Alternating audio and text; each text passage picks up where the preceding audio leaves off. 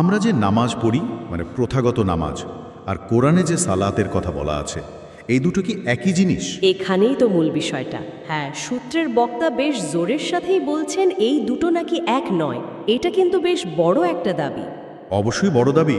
আর এই যুক্তির সপক্ষে সূত্রটি প্রধানত সূরা বাকারার ১৭৭ নম্বর আয়াতটাকেই সামনে আনছে। আয়াতটা কিভাবে শুরু হয়েছে? আয়াতটা শুরু হচ্ছে এভাবে, লাইসাল বিররা আন তুয়াল্লু উজুহাকুম কিবালাল মাশরিকি ওয়াল মাগরিব। মানে সূত্রের ব্যাখ্যা অনুযায়ী পূর্ব বা পশ্চিম দিকে মুখ ফেরানোতে পুণ্য বা বিররা নেই। অথচ আমরা জানি নামাজে কিবলার দিকে মুখ করাটা তো একটা প্রধান শর্ত। ঠিক। তার মানে এই ব্যাখ্যা বলছে শুধু একটা দিকে মুখ করে কিছু নিয়ম পালন করলেই পুণ্য হয়ে যাচ্ছে না। সূত্রটা এটাই বলতে চাইছে, যদিও আয়াতটা হয়তো বলছে না যে ওটা করা যাবে না, কিন্তু বলছে পুণ্যটা শুধু ওই আনুষ্ঠানিকতার মধ্যে নেই। এটা তো প্রচলিত ধারণার একেবারে গোড়ায় নাড়া দেওয়ার মতো কথা। আমরা তো সাধারণত এই আনুষ্ঠানিক কাজগুলোকেই খুব গুরুত্বপূর্ণ মনে করি। একদম। আর এখান থেকে প্রশ্ন আসে, তাহলে পুণ্যটা কোথায়? মানে বিররা কি? হ্যাঁ, সেটাই। সূত্র বলছে উত্তরটা আয়াতের পরের অংশেই আছে। খুব পরিষ্কার করে বলা আছে পুণ্য কি। কি কি বিষয় আছে সেখানে? সূত্র অনুযায়ী পুণ্য হল প্রথমত কিছু মৌলিক বিষয়ে বিশ্বাস, ঈমান আনা, যেমন আল্লাহ, পরকাল বা আখেরাত, ফেরেশতাগণ, আল্লাহর কেতাব। আল্লাহর কেতাব মানে কি? কোরআন? হ্যাঁ, সূত্রটি এখানে নির্দিষ্ট করে বলছে মূলত কোরআন, অন্য কোনো মানুষের লেখা বই বা ব্যাখ্যা নয়। আর সব নবীর প্রতি বিশ্বাস, কোনো ভেদাভেদ না করে। ও আচ্ছা, মানে এই পুরোটাই হলো ভিতরের বিশ্বাস, প্রত্যয়ের ব্যাপার। ঠিক। এখানে কোনো বাহ্যিক আচারের কথা কিন্তু আসছে না শুরুতে। এটা তো বিশ্বাসের দিকটা গেল, কিন্তু কাজ কর্মের কি কোনো ভূমিকা নেই? আছে তো, অবশ্যই আছে। বিশ্বাসের পরেই তো কাজের কথা। আয়াতটাতেও ঠিক সেভাবেই আছে। কি ধরনের কাজের কথা বলা হচ্ছে? সূত্র বলছে এই বিশ্বাসের পর প্রায়োগিক দিকটা হলো আল্লাহর ভালোবাসায় নিজের প্রিয় সম্পদ ব্যয় করা। প্রিয় সম্পদ মানে যেটা নিজের খুব পছন্দের? হ্যাঁ, যা মানুষ সাধারণত নিজের কাছে রাখতে চায় সেটাই বিলিয়ে দেওয়ার কথা। আচ্ছা, কাদের জন্য ব্যয় করতে হবে? আয়াত কি নির্দিষ্ট করে কিছু বলছে? হ্যাঁ, খুব নির্দিষ্ট করেই বলছে। সূত্র তালিকাটা এভাবে দিচ্ছে, আত্মীয় স্বজন, আচ্ছা। ইয়াতিম বা অনাথ, মিসকিন বা অভাবগ্রস্ত, মুসাফির বা পথিক যারা সফরে সমস্যায় পড়েছেন, সওয়ালকারী বা সাহায্য প্রার্থী যারা সরাসরি চান, আর দাস মুক্তির জন্য ব্যয় করা। এই যে তালিকাটা, এখানে একটা জিনিস খেয়াল করার মতো, সরাসরি মানুষের প্রয়োজন মেটানোর কথা বলা হয়েছে, তাই না? ঠিক, যাদের আসলেই সাহায্য দরকার তাদের কথা। সূত্র যেমনটা বলছে, এখানে তো কোনো বিশেষ পোশাক, দাড়ি, টুপি বা অন্য কোনো ধর্মীয় পরিচয়ের শর্ত নেই। না, নেই। জোরটা দেওয়া হয়েছে মানুষের কল্যাণে নিজের পছন্দের জিনিস বিলিয়ে দেওয়ার ওপর। এটা কিন্তু বেশ গুরুত্বপূর্ণ একটা পয়েন্ট। অবশ্যই, কিন্তু এখানেই সূত্রটা একটা বেশ কঠিন প্রশ্ন তুলেছে। হ্যাঁ, বলুন। যদি কেউ তার প্রয়োজনের অতিরিক্ত সব সম্পদ, মানে সূরা বাকারার ২১৯ আয়াতের কথাও টানা হয়েছে, এই ৬টা খাতে বিলিয়ে দেয়, হ্যাঁ, যা উদ্বৃত্ত থাকে সেটা। তাহলে আমরা যে প্রচলিত 2.5% জাকাতের কথা জানি, সেটা দেওয়ার মতো টাকা তো তার কাছে থাকার কথা নয়। একদম ঠিক। এটা একটা খুবই যৌক্তিক প্রশ্ন। তাহলে ওই জাকাতের ধারণাটার কি হবে? ঠিক এই জায়গা থেকেই সূত্রটি জাকাত শব্দটার একটা ভিন্ন মানে প্রস্তাব করছে, প্রচলিত অর্থের বাইরে গিয়ে। ও, কিভাবে? তারা কোরআনেরই অন্য কিছু আয়াত বা ঘটনাকে উদাহরণ হিসেবে আনছে। যেমন ধরুন সূরা লাইলের ১৮ নম্বর আয়াত, যেখানে বলা হচ্ছে সেই সফল যে পরিশুদ্ধির জন্য দান করে। এখানে তাজাক্কা শব্দটা এসেছে জাকাতের কাছাকাছি। আচ্ছা। আবার সূরা মারিয়ামে নবী ইয়াহিয়া আলাইহিস সালামকে জাকাত বা পবিত্র বলা হয়েছে। আর সূরা কাহাফের ওই ঘটনাটা তো আমরা জানি, যেখানে মুসা আলাইহিস সালামের সঙ্গী জ্ঞানী লোকটি একটা বাচ্চাকে মেরে ফেলার কারণ হিসেবে বলছেন আল্লাহ যেন তার বাবা মাকে এর বদলে একটা জাকাত বা পবিত্রতর সন্তান দেন। হ্যাঁ, মনে পড়েছে। এই সব উদাহরণ থেকে সূত্রটি এই সিদ্ধান্তে আসছে যে জাকাত মানে শুধু ওই 2.5% দান নয়, এর আসল বা গভীর অর্থ হল পরিশুদ্ধি, পবিত্রতা। ইংরেজিতে বললে পিউরিটি বা পিউরিফিকেশন। তার মানে এই ব্যাখ্যা অনুযায়ী এই যে আল্লাহর জন্য মানুষের প্রয়োজনে সম্পদ দেওয়া হচ্ছে, এই কাজটাই একজন মানুষকে শুদ্ধ করছে, এটাই তার আত্মার জাকাত। হ্যাঁ, অনেকটা তাই। বাহ্যিক হিসাবের চেয়ে এই আত্মিক পরিশুদ্ধিটাই এখানে মুখ্য। এটা তো বেশ গভীর চিন্তা।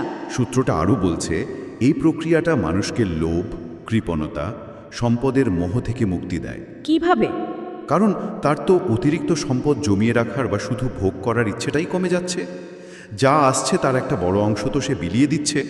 তখন আর অসৎ পথে আয় করার, যেমন ঘুষ বা সুদ নেওয়ার প্রবণতাও কমে যায়। যুক্তি আছে, কারণ অবৈধ আয়ের তাড়নাটাই তো থাকে না। ঠিক। আচ্ছা, তাহলে আমরা পেলাম বিররা বা পুণ্য হলো বিশ্বাস আর দান, জাকাত হলো এই দানের মাধ্যমে পাওয়া পরিশুদ্ধি। এবার তাহলে সালাতের কথায় ফেরা যাক। যদি এটা শুধু প্রচলিত নামাজ না হয়, তাহলে সূত্র অনুযায়ী এটা কি? সূত্রটি এখানে সালাত শব্দটার মূল অর্থ, মানে সংযোগ স্থাপন বা যোগাযোগ রক্ষা করা, সেদিকেই জোর দিচ্ছে। সংযোগ? কিসের সাথে সংযোগ?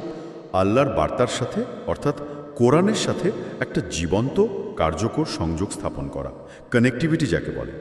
এটা কিভাবে করা যায়? এর মানে কি শুধু কোরআন পড়া? পড়ার সাথে সাথে বোঝা, অনুধাবন করা, আর সবচেয়ে জরুরি হলো সেই শিক্ষা অনুযায়ী জীবন চালানোর চেষ্টা করা। এটাই প্রথম দিক। আচ্ছা, আর দ্বিতীয়ত, সূত্র বলছে এই সংযোগ বা সালাতি মানুষকে সঠিক পথ বা হেদায়েত দেয়, আল্লাহর রহমত এনে দেয়, শেফা বা আরোগ্য দেয়, মানসিক, আত্মিক, আর নূর বা আলো দেয় জীবন পথে চলার জন্য। মানে এই গুণগুলো কোরআনের মধ্যেই আছে, সংযোগের মাধ্যমে পাওয়া যায়। হ্যাঁ, কোরআনেরই বৈশিষ্ট্য এগুলো। তৃতীয়ত, নবীদের কাজই ছিল মানুষকে এই কোরআনের সাথে জুড়ে দেওয়া। তারা সংযোগকারী ছিলেন বলতে পারেন এই বার্তা শোনা, বোঝা, গ্রহণ করা আর অন্যদের কাছে পৌঁছে দেয়া, পরিবার, সমাজ, এটাই হলো সালাত কায়েম রাখা। এটা একটা চলমান প্রক্রিয়া।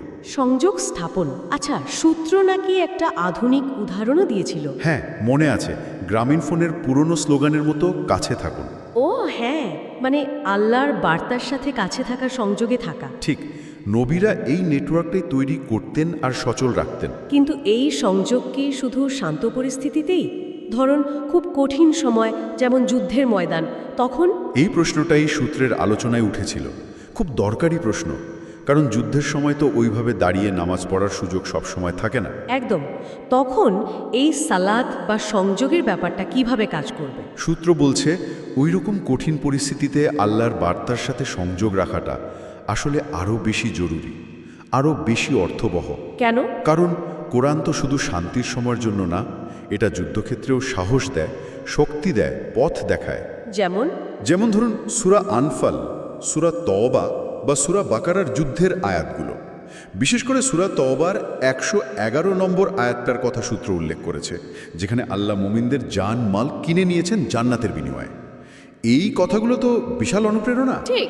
সূত্র আরও বলছে যুদ্ধের ময়দানে হয়তো নবীর বলা কোরআনের দু একটা আয়াতই যোদ্ধাদের মনে এমন প্রভাব ফেলত যা লম্বা আনুষ্ঠানিকতার চেয়ে অনেক বেশি কার্যকর ছিল। একটা সিনেমার উদাহরণও নাকি ছিল? হ্যাঁ, ওই যে শাহরুখ খানের হকি সিনেমার চাক দে ইন্ডিয়া, ফাইনালের আগে কোচ কয়েক মিনিটে যে কথাগুলো বলেছিলেন, তাতে পুরো দলের মনোবল কেমন বেড়ে গিয়েছিল। ও হ্যাঁ হ্যাঁ, মনে পড়েছে। কোরআনের বাণীও তো সেরকমই, কঠিন মুহূর্তে যোদ্ধাদের মনে সিংহের সাহস এনে দিতে পারে। তার মানে যুদ্ধক্ষেত্রে সালাত মানে শারীরিক আচার নয়, বরং কোরআনের সাথে মানসিক, আত্মিক সংযোগ বজায় রাখা। হ্যাঁ, সেখান থেকে সাহস, শক্তি, ধৈর্য আর সঠিক পথের দিশা পাওয়া, ওই সংযোগটা ধরে রাখাই তখন সালাত কায়েম রাখা, এই ব্যাখ্যা অনুযায়ী। বুঝেছি, খুব ইন্টারেস্টিং ব্যাখ্যা। এখানে আরেকটা বিষয়েও সূত্র উল্লেখ করেছে, জাকাত বা দানের ব্যাপারে। কি সেটা?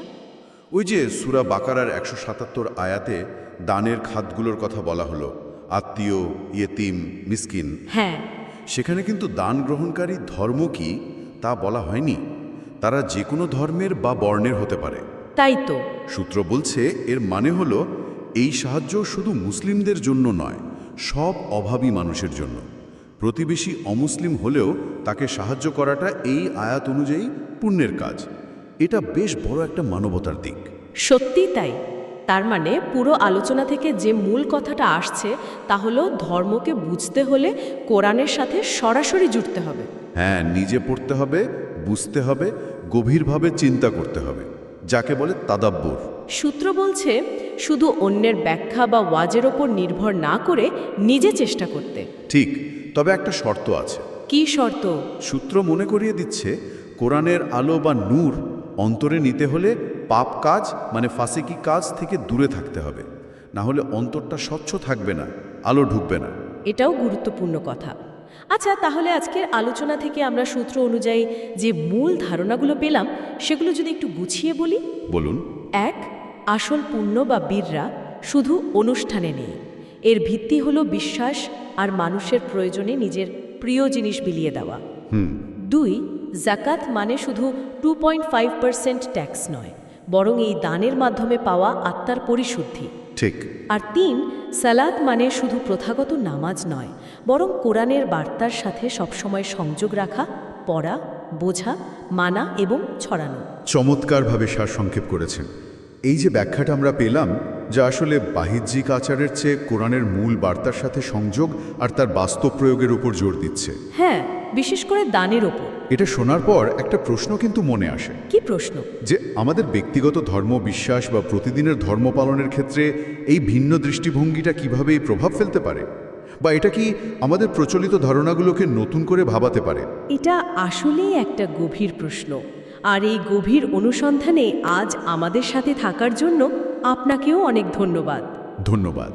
আশা করি আজকের আলোচনা সবার মনে কিছু নতুন চিন্তার খোরাক জুগিয়েছে।